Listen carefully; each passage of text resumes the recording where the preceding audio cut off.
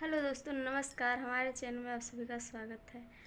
मैं गाने जा रही हूँ ये गीत। आप लोग को जैसा लगे कमेंट करके ज़रूर बताना। हमारे चैनल को लाइक सब्सक्राइब जरूर करना। फाटी गई नैहर कई साड़ी बीरन तोरी रहिया निहारी। फाटी गई नैहर कई साड़ी बीरन तोहरी रहिया निहारी। रहिया निहारी हो रहिया निहारी।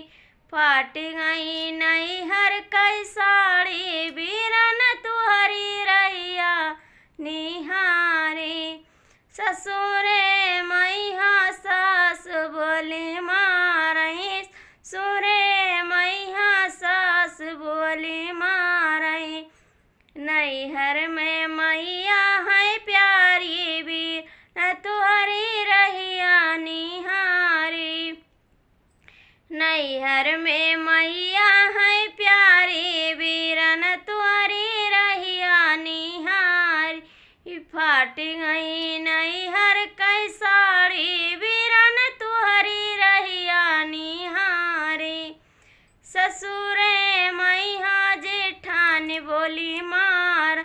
ससुरे मैया जेठान बोली मारे। नैहर में भाभी है प्यारी बीरन तुहरी रहिया निहारी। फाट गई नैहर कई साड़ी बीरन तुहरी रहिया निहारी।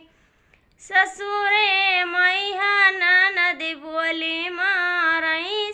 सुरे मैया ननद बोली मारही।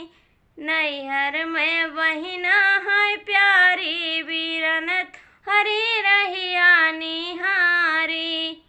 नैहर में बहिना है प्यारी बीरन तुहरी रहिया निहारी। फाट गई नैहर कई